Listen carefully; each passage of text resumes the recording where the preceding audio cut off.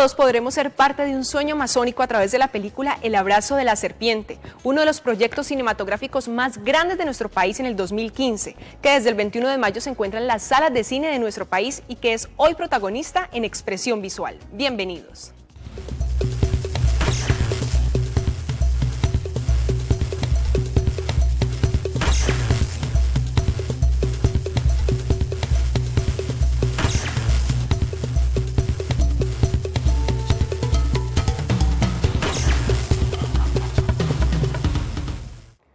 Hoy nos acompaña en el programa vía Skype Ciro Guerra. Él es cineasta colombiano reconocido por su película Los viajes del viento. Cursó estudios de cine y televisión en la Universidad Nacional de Colombia. Ha estado invitado en más de 50 festivales de cine alrededor del mundo. Entre su filmografía se encuentran varios cortometrajes, documentales y largometrajes como La sombra del caminante, Los viajes del viento. Y hoy nos presenta su nuevo trabajo, El abrazo de la serpiente. Bienvenido, director, a Expresión Visual, y me encantaría que empecemos este programa haciendo una pequeña sinopsis de lo que es El abrazo de la serpiente. Bueno, El abrazo de la serpiente es un viaje al corazón del Amazonas, una película que lleva al espectador de la mano de dos exploradores extranjeros que visitan el Amazonas en busca de a su encuentro con un payé amazónico, un chamán, que es el último sobreviviente de su pueblo. Entre estos personajes hay una relación a lo largo de mucho tiempo, y a través de esa relación vamos redescubriendo el mundo y viendo el mundo desde una nueva mirada. Es una película que lleva al espectador por una aventura que esperamos que le cambie un poco su mirada sobre muchas cosas. Hay varias historias que inspiraron la creación de la película, entre las que resaltan nombres como el etólogo alemán Theodor Kohlgrünberg y también el de Ignacio Prieto. Cuéntanos un poco sobre eso, por favor. Bueno, yo siempre quise hacer una película en el Amazonas, era como un sueño que tenía hace mucho tiempo, pero realmente me di cuenta que el Amazonas es un mundo desconocido para nosotros los colombianos, o sea, es un mundo sobre el que conocemos muy poco.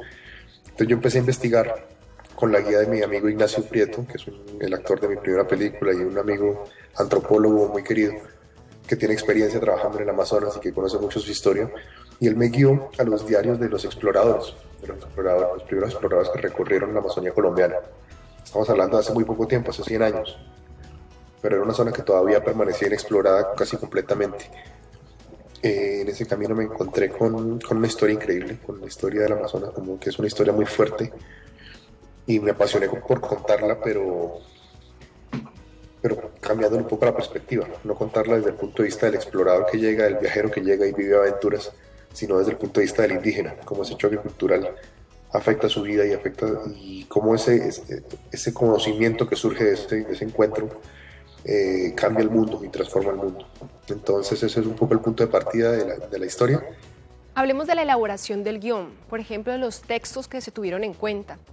Además mencionabas ahora que es una historia que transcurre varios años atrás. Me imagino que se tuvieron que tener en cuenta muchos detalles. Bueno, pues yo siento que el momento en donde encontré la particularidad de la historia fue leyendo los textos de Kohlgrünberg. Él llegó al Amazonas siguiendo los pasos de un explorador que había venido años antes, un explorador alemán que se llamaba Schomburg. Y cuando estaba con los indígenas, con un grupo de indígenas, que ellos le hablaban todo el tiempo de un mito, que era el mito de Surumbucú. Y entonces, después de un mes de convivencia con ellos, él se dio cuenta de que Surumbucú era Schomburg, el etnógrafo alemán que había ido antes, que después de tanto tiempo se había convertido en un mito. Y no solo eso, sino que para ellos, él era Surumbucú también. Como que para ellos lo veían como si fuera el mismo hombre que regresaba una y otra vez. Entonces esta idea de contar la historia de una sola historia, una sola narración vivida a través de varias vidas, es muy del entendimiento del mundo indígena. Y eso me dio la clave para contar desde ese punto de vista una historia, ¿no? Como era una manera de poner al espectador desde esa perspectiva. Entonces, una vez teniendo eso claro, entonces empecé a trabajar en el guión, pero fue un trabajo muy largo, muy extenso, más o menos de 3 años, porque era muy difícil entrar en el mundo desde el punto de vista indígena. Implica dejar muchas cosas del punto de vista occidental, entender que uno tiene muchas cosas en la cabeza que realmente no dicen nada, Entonces, sacarse todo eso y empezar a ver desde la otra perspectiva me costó muchísimo trabajo, fue la parte más difícil. Y realmente fue solamente con la ayuda de las comunidades, con la ayuda de los protagonistas, que logré llegar hasta el final de eso y enriquecer la historia como con su perspectiva. Director, hablemos de los personajes que vamos a poder conocer a través del abrazo de la serpiente. Bueno, el personaje principal es Karamakaten, se llama. Es un paye, un chamán amazónico, que es el último sobreviviente de un pueblo que se llama los Coihuano. Un pueblo que fue muy poderoso, pero que fue aniquilado, un pueblo guerrero, que fue aniquilado por la cauchería. Como muchos pueblos lo fueron. Karamakaten ha visto eso, después de haber presenciado eso y después de haber presenciado también la aculturación que traían los misioneros, él decide aislarse del mundo y vivir solo en el interior de la selva, en aislamiento voluntario. Él es un personaje muy complejo, muy rico, que lo vemos en varias etapas de su vida, como a pesar de todo ese pasado que tiene, está dispuesto a aprender de los blancos, está dispuesto a compartir con ellos.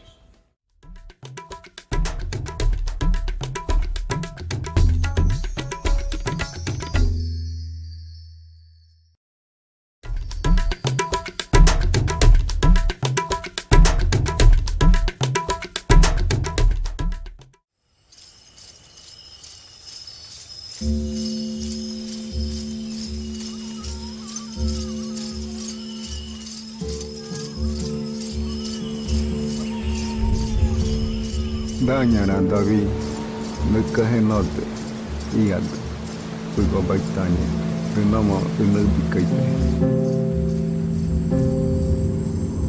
Did you die, baby?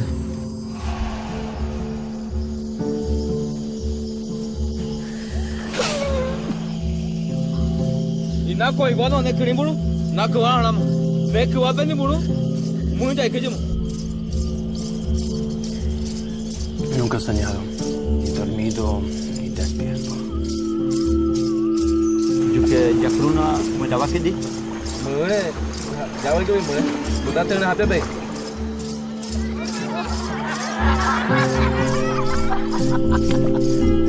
Koivan Naimak, Natikum Haitan, Pino Nutumak, Rano, Taupasikum Haitan, Rano Maina Bitumak. ¡Váyase! ¡Pasado! ¡No tenemos caucho! Tío, ya ikejum. No hagas yo puedo apatar que me. Tana Dauta, no ataque matani. Pino Nutuno, Nukairita, Imakuhenaka, Imakubaika. Itumak, Roya, Bituk, Imakuiri, Nuno, Uruya, Unetaruaka.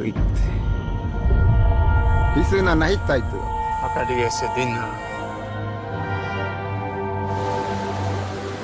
¡Colombiana! Vosotros habéis portado el diablo a la comunidad.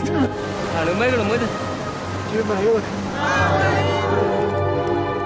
This is madness. ¡Eu sou a Messia, o Redentor dos sitios! ¡No hay más hora al infierno, no hay más!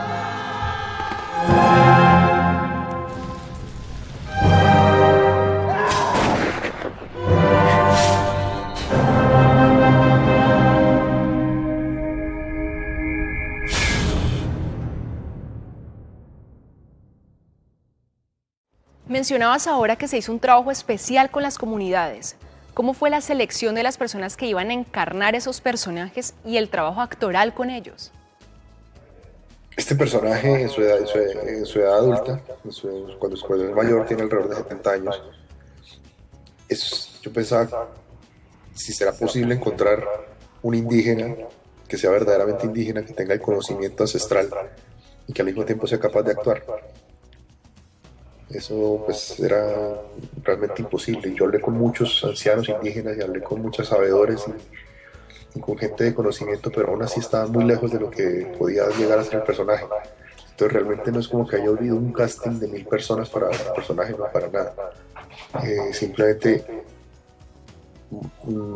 buscando encontré a don Antonio Bolívar Salvador, un indígena ocaina, que además es uno de los últimos ocaina que quedan. Entonces la similitud con el personaje era impresionante. Pero cuando lo vi, pues me quedé pasmado, ¿no? Porque es un personaje muy fuerte, Él había tenido algo de experiencia en actuación, es un tipo muy inteligente, muy formado, pero al mismo tiempo súper auténtico y súper en contacto con la tradición y con la sabiduría ancestral. Entonces fue como si se me hubiera aparecido la Virgen. Cuando lo conocí a él, fue que supe que se podía hacer la película. Antes de ese momento, si no lo hubiera encontrado a él, creo que la película no se habría hecho, porque no había nadie más en el mundo. Conocí mucha gente, pero no había nadie más, no siento que no hay nadie más en el mundo que hubiera podido hacer este personaje. Bueno, y después de que se tiene el consentimiento de ellos de participar en la película, las ganas de estar no solamente delante, sino detrás de las cámaras, ¿cómo sigue el proceso para involucrarlos? ¿Se les muestra el guión? ¿Cómo es ese proceso de acercamiento a los personajes? Bueno, pues la gente del Amazonas, en mi opinión, es la gente más linda que he conocido. Es gente muy abierta, muy honesta, pero al mismo tiempo muy entusiasta, muy alegre. Y entonces ellos se lanzaron como con mucha ilusión a la película, ¿sí? Y trabajaron con muchísimo anhelo, muchísimas ganas. Pero entonces el proceso era no mostrarles el guión, porque ellos no son actores, sino enseñarles lo importante del proceso cinematográfico, que es cosas que ellos tienen muy claros. O sea, el trabajo en equipo, el confiar en el otro, el dejarse llevar, la lúdica, ¿sí? Tomarlo como algo lúdico, y también cómo llegar a partir de la lúdica a emociones reales. Y entonces para ellos varios de ellos decían que sentían poco a poco, sintieron como un personaje fue naciendo dentro de ellos, se fue convirtiendo en un personaje que era diferente a ellos, no es como que ellos estén interpretando a sí mismos, sino que ellos están interpretando algo que han escuchado de sus abuelos, algo que han conocido de las historias que ya no se ven, pero que ellos sentían que ese personaje iba naciendo dentro de ellos y ellos lo iban enriqueciendo con su mirada, con su vida, con su voz, con su fenotipo, con su fisicidad. Dentro de los personajes también hay un actor belga y un actor norteamericano. Hablemos un poco sobre los personajes de ellos. Sí, entonces los personajes eran un personaje europeo y un americano, y tomamos la decisión de trabajar así como habíamos tratado de ser muy auténticos, de trabajar con indígenas, pues también trabajar con un personaje que fuera realmente americano y un personaje europeo. Entonces conseguimos dos actores de una larga tradición teatral que estaban dispuestos a correr el riesgo y a asumir la aventura de venirse al Amazonas estas 5 semanas a trabajar. Básicamente porque les encantó el guión, vieron la película anterior y también les había gustado muchísimo y sentían que era como algo que valía la pena hacer. Les parecía que la historia era importante hacerla. Entonces cuando ellos aceptaron, pues les dijimos, no solo es cuestión de venir al Amazonas y todo lo que eso implica, sino que también necesitamos que aprendan el guión en lengua indígena. A través de la película vamos a poder conocer diferentes lugares del Amazonas, muchos de ellos desconocidos. ¿Cuáles son esos sitios? Bueno, la película está rodada en el Baupés y en el Guainía, que son sitios de una Amazonía que se conserva muy bien. A diferencia de otras partes como Leticia, como el Putumayo, donde ya hay una gran colonización y donde sientes que hay una minería, donde hay agricultura, donde hay todas esas, inclusive ganadería, que hace que sea difícil encontrar selva en su estado primigenio, se conserva muy bien. Son ríos muy particulares porque son ríos negros.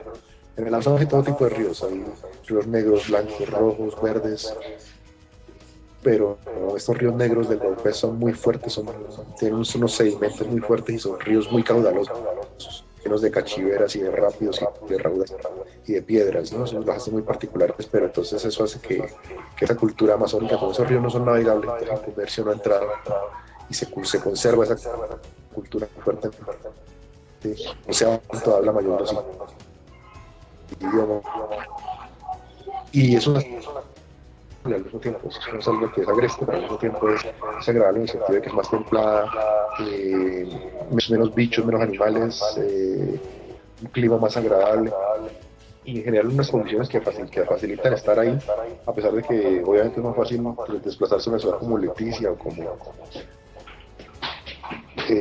Manaos, pero pues en esos lugares pues precisamente por eso no encuentras tantas selvas. Hablemos precisamente de esa experiencia de ustedes como equipo de producción de meterse en el corazón del Amazonas. Bueno, pues entonces allá tuvimos que desplazarnos de muchas maneras. no solo en aviones comerciales, sino también en aviones de la Segunda Guerra Mundial, ¿no? El famoso S-3 de 70 años, que es la manera de cómo se comunican las comunidades allá. Nos desplazamos en botes, en chalupas, a remo, en 4x4, en camiones, por trochas. Utilizamos una gran cantidad de transportes porque hay que ser muy creativo para llegar a todos los lugares. Tuvimos la fortuna de encontrar un campamento que se hizo para la hidroeléctrica y quedar más o menos a 2 horas de Mitú. Es muy interesante porque es un lugar donde se pueden quedar un equipo de personas en unas condiciones decentes y que es en el corazón de la selva, es en el medio de la selva.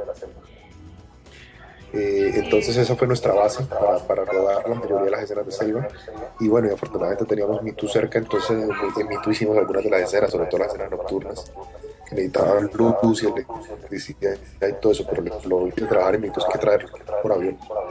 Director, la película fue filmada en blanco y negro. ¿Cuáles fueron los objetivos? Sí, pues la película está inspirada visualmente en las imágenes que tomaron los exploradores. Son los que hicieron en placa, en casi daguerrotipo fotográfica, ¿no? Y entonces esas imágenes son mitos, porque hablan de un Amazonas que ya no existe, de un Amazonas que ya se perdió. Y es un Amazonas opuesto al Amazonas exuberante y exótico que se te vende en la publicidad y en el turismo. Y a nosotros nos interesaba que la película se sintiera así, se sintiera como un Amazonas que es otro mundo. Porque es otro mundo, es un mundo que ya no existe, al que ya no tienes acceso. Y al mismo tiempo eso era coherente con esta idea indígena de que lo que puedes ver a través de tus sentidos es mucho menos de lo que el mundo tiene para ofrecer, ¿no? Entonces nos pareció que nunca, o sea, esta idea de ver la selva en blanco y negro la convertía en un lugar especial, y como te digo, le quitaba toda esa carga exótica y exuberante que tenía y lo hacía muy concentrado sobre los personajes. ¿Y cuánto duró todo ese rodaje? El proceso de la película son 5 años de todo el proceso, pero fueron 7 semanas de preproducción y 7 semanas de rodaje, o sea, 14 semanas en la selva. Pero yo también estuve yendo y viniendo durante todo este tiempo y fui a muchos otros lugares que no necesariamente aparecen en la película, pero que fueron importantes en el proceso de investigación y de creación del guion.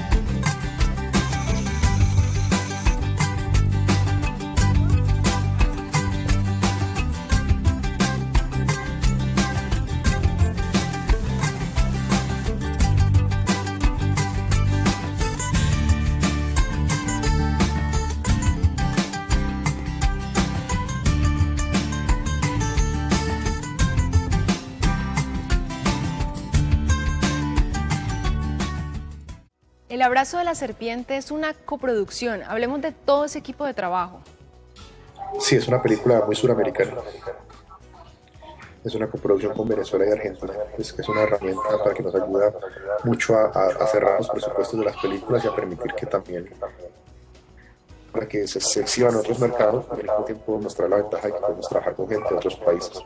En la película trabajó gente de Venezuela, trabajó también gente de Perú, de México, aparte de los actores que eran de diferentes partes, pero entonces realmente había como una gran multidiversidad en todo el equipo, pero todos logramos conformar una gran familia y eso hizo que el rodaje fuera una experiencia muy placentera y muy entrañable. Director, ¿cómo se recibió esa noticia de ser llamado por segunda vez a Cannes? Bueno, pues es un honor muy grande, es algo que nos pone muy contentos porque le abre muchas puertas a la película. A partir de ahí la película va a poder ser vista, ha generado un interés en todo el mundo y se va a poder ver en muchos países. Se le abren unas puertas que solo un festival como Cannes puede abrir. Nos hacen muy felices. Al mismo tiempo, pues digamos que para nosotros el mayor premio era poder haber hecho la película. En adelante todo es ganancia. Pero ya que la película está hecha y que creo que quedó muy bien, la podamos compartir con el mundo en un espacio como este, donde realmente van los grandes, donde se va a escribir la historia del cine cada año. Es un honor muy grande, una responsabilidad, pero al mismo tiempo una alegría y una emoción. ¿Qué significa todo esto para los realizadores colombianos, teniendo en cuenta que este año en Cannes hay una buena participación de Colombia? Sí, pues es algo que realmente no tiene precedentes, ¿no? O sea, que Colombia es el país latinoamericano más representado, es la primera vez que ocurre, y que Colombia tenga más películas que países como Alemania o como España o como Inglaterra o India o China, que son grandes industrias del cine. Es algo que realmente dice mucho sobre cómo ha avanzado el cine nacional en estos últimos años, cómo se han abierto puertas y cómo se ha diversificado. Creo que lo que más espero de todo eso es que los colombianos empiecen a dar cuenta de que hay un cine colombiano que vale la pena. Que todo tipo de películas se pueden hacer en Colombia, pues desde las más comerciales hasta las comedias, pues se hace cine de género y se hace cine de autor y se hace cine de todo tipo. Entonces que la gente aprenda a valorar esa diversidad y empiece a ver estas películas y a verlas y a reconocerse en ellas. Director, después de todo lo de Cannes y del estreno de la película, ¿qué planes siguen para El abrazo de la serpiente? Sí, pues después la película el estreno mundial de la película es el 15 de mayo en el festival, y la semana siguiente el primer país donde se va a estrenar comercialmente la película es Colombia, pues porque para nosotros era muy importante que fueran los colombianos los primeros en verla en las salas de cine. Entonces pues le estamos apuntando a eso, al estreno en Colombia, que la gente la vea. Y bueno, a partir de que salió lo de Cannes, pues han salido toda una cantidad de invitaciones alrededor del mundo, y la película ya tiene varios acuerdos de distribución en otros países y va a tener un recorrido festivales muy largo, pero realmente lo más importante es que la gente en Colombia la vea y que la gente en Colombia la conozca. Y para usted como director, ¿qué proyectos vienen después de esta película? Sí, tenemos proyectos en camino. Hay una película que queremos rodar en La Guajira, pero sería por dentro de 3 o 4 años, ¿no? O sea, todavía toma un poco tiempo porque hacer cine es un proceso largo y difícil. Entonces, por ahora lo importante es que la gente vea El abrazo de la serpiente a partir del 21 de mayo en salas. Director Ciro Guerra, felicitaciones por todo ese trabajo, por el llamado a Cannes. Y para finalizar, me gustaría que le hiciera una invitación a todos los televidentes de Expresión Visual del Canal 14 para que no se pierdan El abrazo de la serpiente, recordando lo importante que es ir a cine el primer fin de semana del estreno. Bueno, un saludo a todos los televidentes de Expresión Visual. Los invito a ver El abrazo de la serpiente a partir de este 21 de mayo en salas. Los invito a que si quieren ver la película lo hagan ese mismo día o el primer fin de semana, porque ese es el momento más importante para la vida de las películas en las salas de cine. Entonces es muy importante que las películas colombianas las vayan a ver el día de su estreno o el primer fin de semana de estreno. Los esperamos y ojalá les guste la película y ojalá los enriquezca. Muchas gracias, director, por habernos acompañado en Expresión Visual. Muchas gracias a ti, un placer. Y ustedes en su casa ya lo saben, desde el 21 de mayo podemos ser parte de este gran viaje al Amazonas a través de la película El abrazo de la serpiente. Gracias por habernos acompañado en Expresión Visual. ¡Chao!